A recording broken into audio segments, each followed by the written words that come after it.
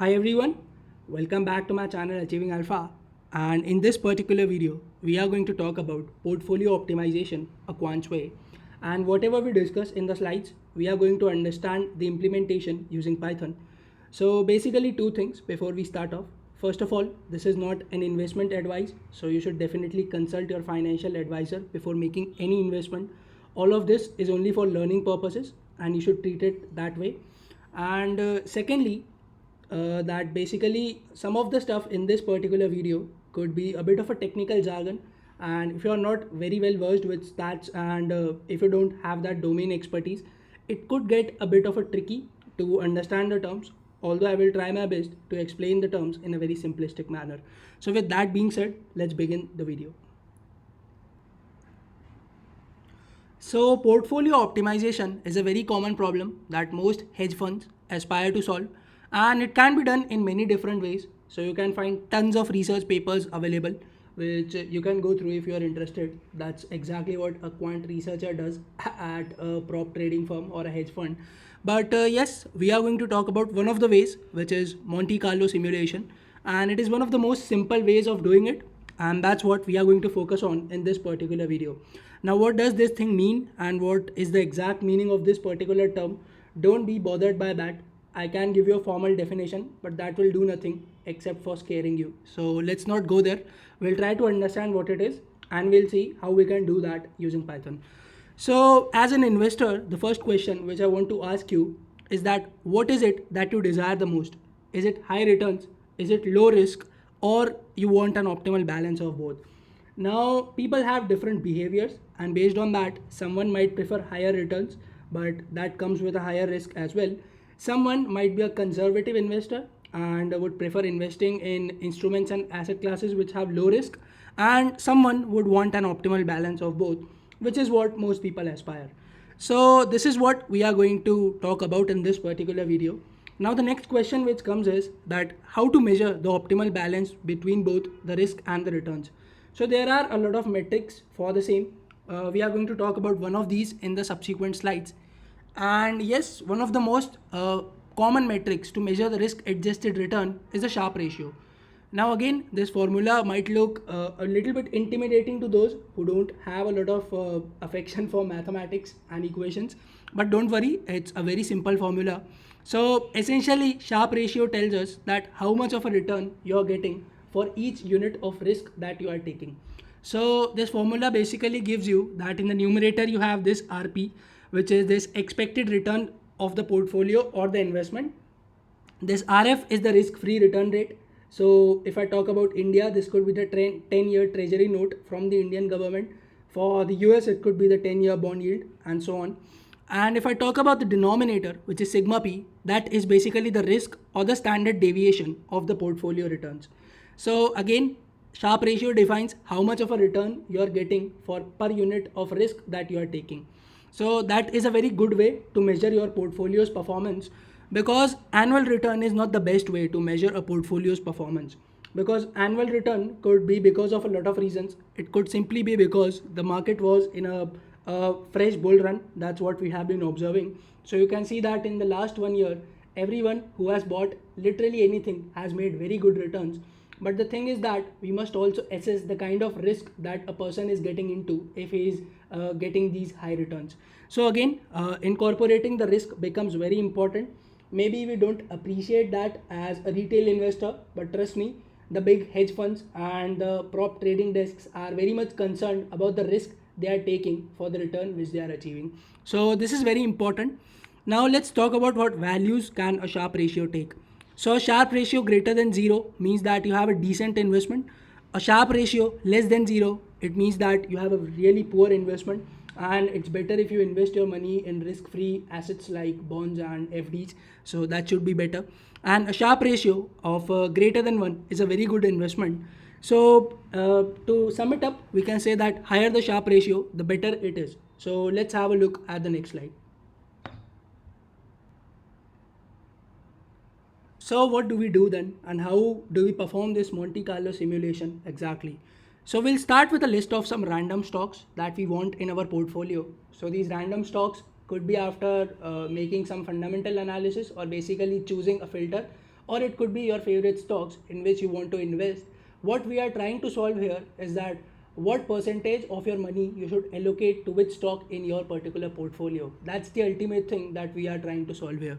So you can start with a list of some random stocks. We'll start with some of these when we go into the code, and we'll see that how we can optimize the allocation to each of these stocks in our portfolio.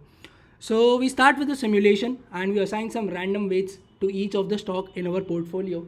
So what I mean by that is, let's say you have three stocks: ITC, Reliance and HDFC Bank. Now you basically assign random weights to start with. So let's say I assign 20% to, let's say, Reliance, 30 to, let's say, ITC, and the remaining 50 to HDFC Bank. So this is how you basically assign random weights, and you keep on repeating this particular procedure. Each time you pick a different set of random weights. So if this is getting confusing, don't worry, we'll understand that in code. But the next step is that we basically calculate the risk, the return and the Sharpe ratio for each of our combination of weights. And the risk is simply the standard deviation, for those of you who are not aware about that. And then we select the portfolio that has the highest Sharpe ratio, the least risk or the maximal return. Now again, that depends on the type of investor you are. If you are aiming for a highest Sharpe ratio, you can go for that.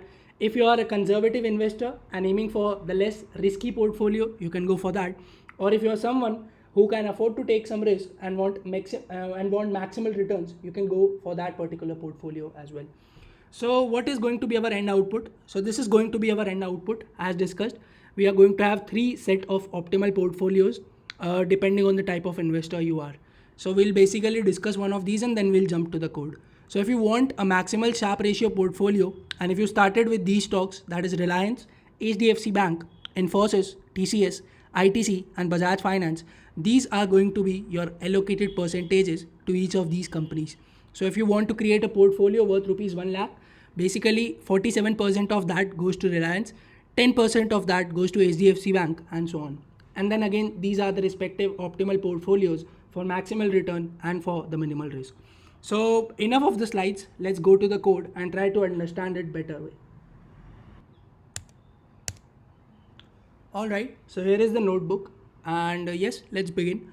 So first of all, we are installing the Yahoo Finance library and just explaining the code for those of you who are interested. And if you are interested in the output, we'll reach that soon.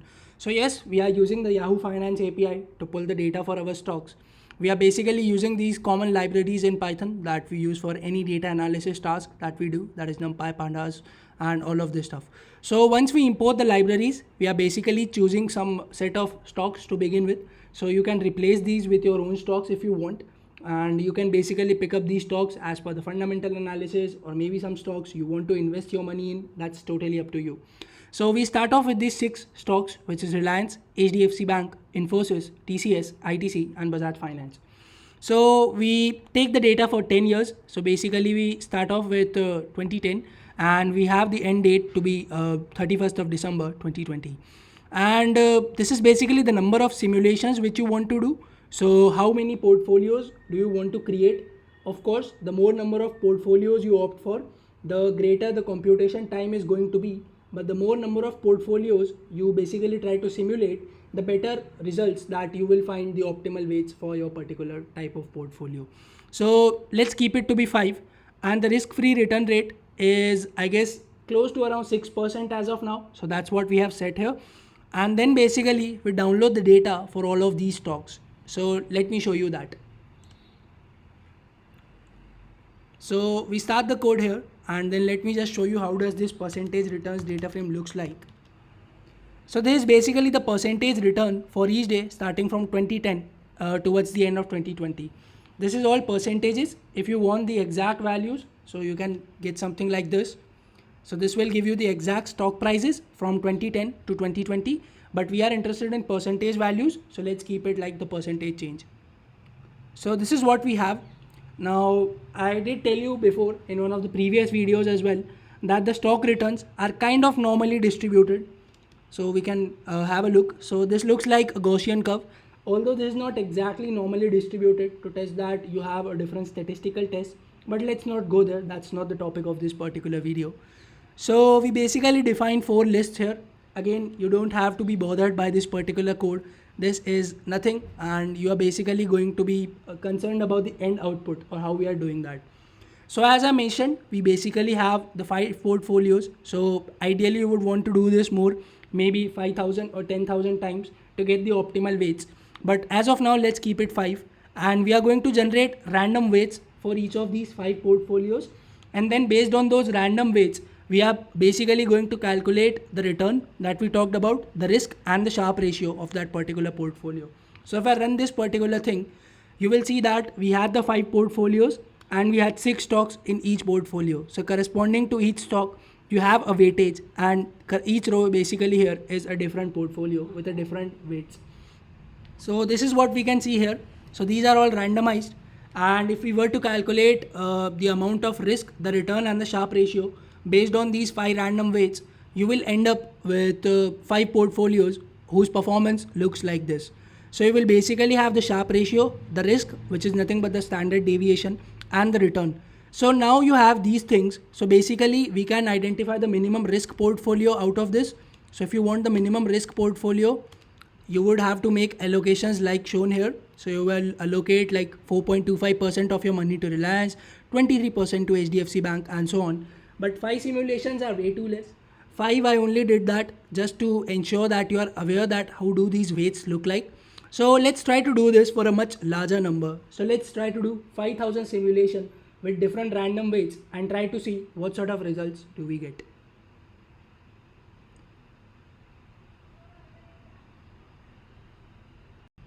So let's try to change this to 5,000 and do this particular exercise for 5,000 times, and let's see what sort of results do we get and what sort of Sharpe ratio can we achieve. So I will rerun this, and as mentioned, the more number of times you do it, the more time it's going to take. So anyways, let's wait for this to finish. And again, this time you will see that we'll get these random weights for 5,000 iterations, and that's what we can see is running here. Okay, so that is complete, and yes, we have our portfolios. So let's just do this. And as mentioned, we have 5,000 portfolios this time. So you will see that this is what we have. Now let's say that you are a conservative investor who wants to take the minimal risk and build a portfolio for yourselves. So you will get a Sharpe ratio of roughly around 0.86, which is not that bad, it's decent. And you will have a risk or an annualized standard deviation of roughly about 0.169%. And that's what we'll have. This is not 0.169%. I'm sorry, it is 16.99. So almost is 17% of a risk. And the return that you can expect is almost about 20% annually. And this is going to be your allocation. So again, this is what we have. You can see the allocations for yourselves. And let's just then consider that you are someone who is willing to take more risk for more return. So if you are someone who is interested in the maximal return portfolio, so you can basically see that you get a Sharpe ratio of roughly about 1.37, and the risk that you are taking is almost 26%, and the return that you can expect with this portfolio is around 42%. And again, these are the allocation percentages. So let's now look out for a portfolio which has the maximal Sharpe ratio. So I am someone who will prefer this one, and let's see what do we get here. Yes, so we get a Sharpe ratio of roughly about 1.389, which is too good, and the risk that we are willing to take here is almost 25% for a return of almost 41%. And then this is how you can make the allocations. So this was one of the ways that a lot of people can do the portfolio optimization, and they can basically decide how much of their money they should allocate to which of the stocks. And these need not necessarily be stocks. These could be other instruments, these could be cryptocurrencies, this could be anything else.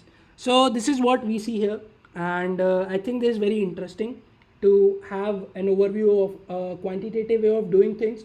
Generally everyone knows that what are the blue chip stocks. So everyone knows that Reliance, HDFC Bank, Hindustan Unilever, and so on, these are the good stocks. But what is a numerical or a statistical or a quantitative way to understand how much of your money should go into what stocks? So I hope you enjoyed this particular video. A lot of hedge funds know about this, and basically the quants that work in the hedge funds, this is very elementary stuff for them. They probably use a lot more sophisticated methods to do portfolio optimization and things, because most of these quant researchers have a PhD in a quantitative field. So that's what they are hired for. to help these hedge funds generate alpha and basically beat the market. So I hope you enjoyed this particular video. If you did, please consider pressing the like button. And for those of you who are asking for code, I am keeping up a like aim of about 200 likes. The sooner you guys help me achieve 200 likes, I will share this particular notebook in the description. So yes, this is it for this video then. If you are new here and coming here for the first time, subscribe to this channel for more such content. Thank you so much for sticking around till the end. Have a good day. Take care and bye-bye.